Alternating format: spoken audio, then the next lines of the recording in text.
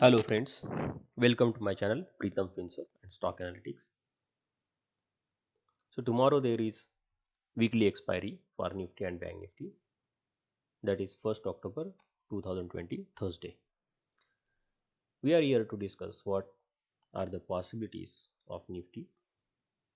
Today I will try to discuss only regarding the Nifty.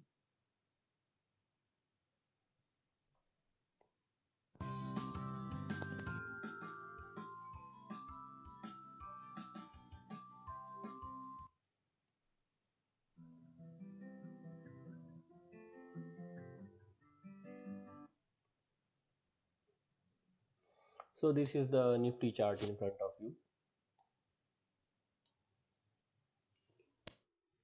ये Nifty का chart है आपके सामने. वीकली एक्सपायरी है कल थर्सडे.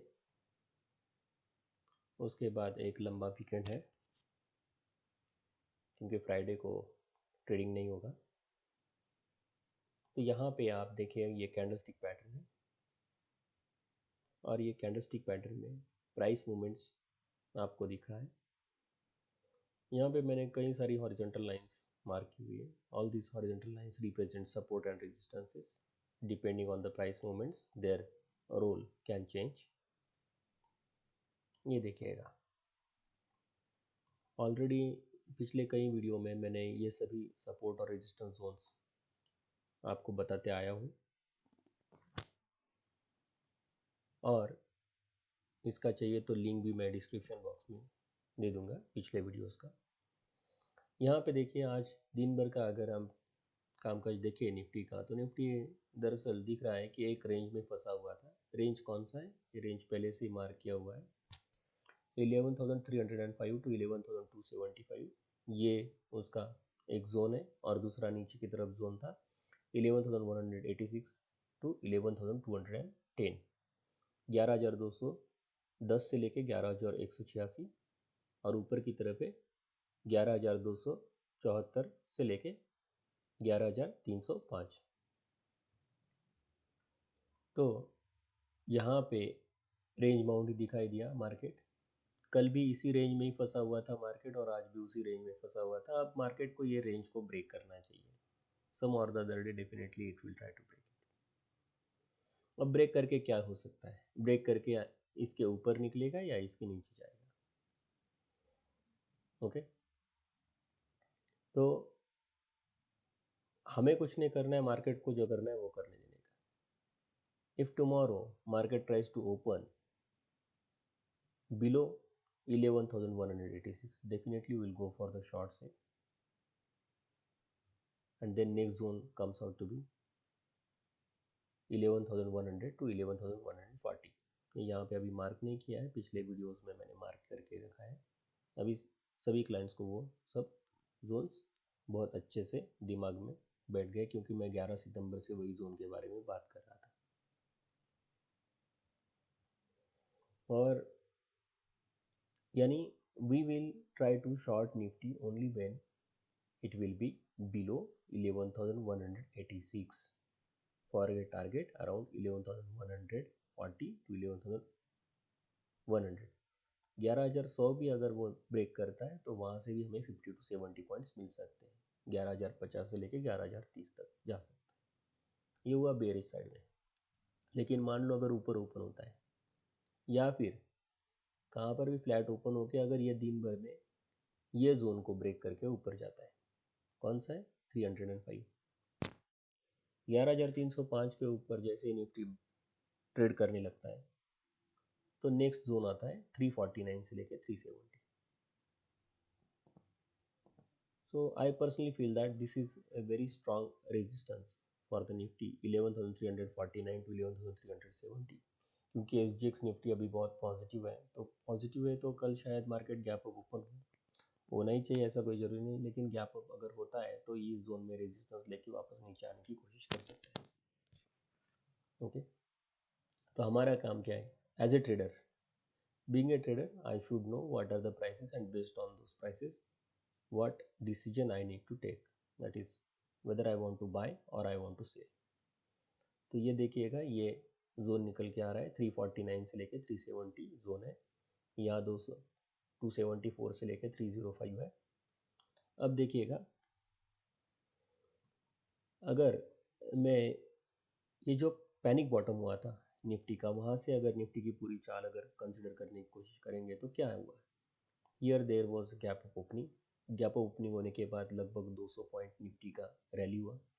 200 पॉइंट रैली होने के बाद नेक्स्ट डे वापस गैप अप ओपनिंग हुआ। गैप अप ओपनिंग होने के बाद ये गैप अप ओपनिंग हुआ कहाँ था, 11,123। 11,123 से आप 200 पॉइंट कैलकुलेट करो तो कितना होता है, 11,323। यहाँ तक जाना चाहिए था निफ्टी।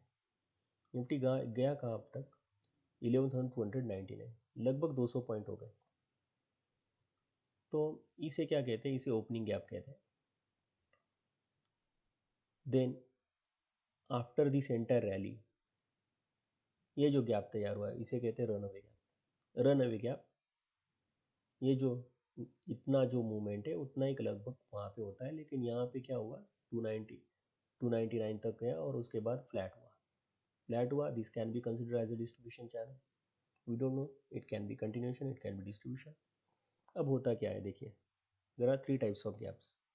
ये ओपनिंग गैप है, रन, यहाँ पे रैली दिखाई दिया, उसके बाद जो गैप हुआ उसे कहते हैं रन अवे गैप। अब यहाँ पे अगर थर्ड गैप ओपन होता है तो शायद ये एग्जॉशन गैप हो सकता है, and all exhaustion gaps gets filled. यानी यहाँ पे अगर गैप ओपनिंग होता है तो शायद बहुत ज़्यादा प्रोबेबिलिटी है कि ये गैप पूरा फिल हो जाएगा और फिर यहाँ से निफ्टी ऐसे नीचे गिर सकता है। ऐसा हो सकता है, होगा कि नहीं होगा वो मार्केट को डिसाइड करना है। Here we are just talking about the possibilities and we should know based on the prices how to trade. तो ये मेरा निफ्टी के बारे में एनालिसिस था। अगर कल मान लो निफ्टी यहीं पे ही ओपन होता है, फ्लैट ओपन होता है, यानी 274 के आसपास ओपन होता है, तो हमारा स्टॉप लॉस क्या रहेगा, 315 के स्टॉप लॉस के साथ हम निफ्टी में बेरिश रहेंगे। Okay, so all these zones are very easy to trade.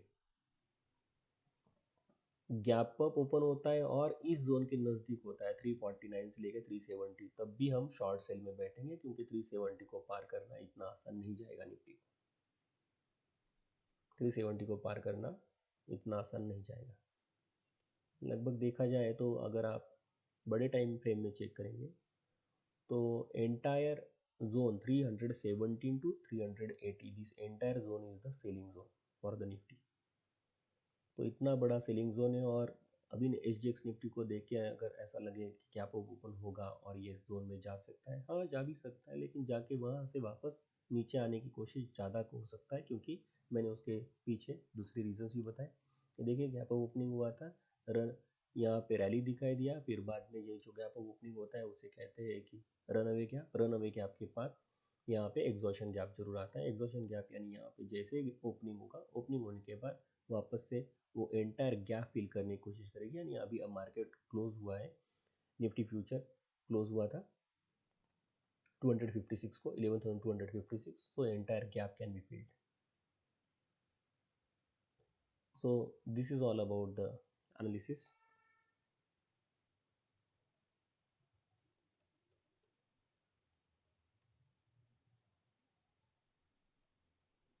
मैं यहाँ पे थोड़ी देर पहले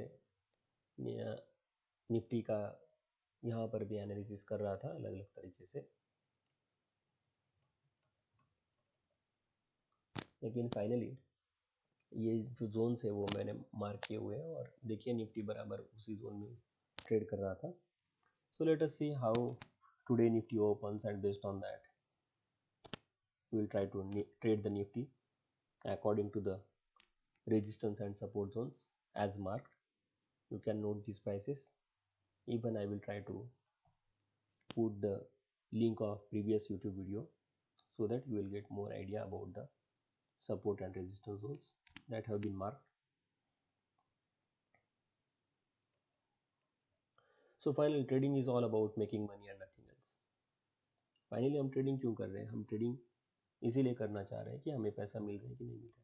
अगर हमें पैसा मिल रहा है तो वी शुड कंटिन्यू, नहीं मिल रहा है तो हमने इसके ऊपर ज़रूर विचार करना चाहिए and we should try to frame the strategies so that it should result into the profits.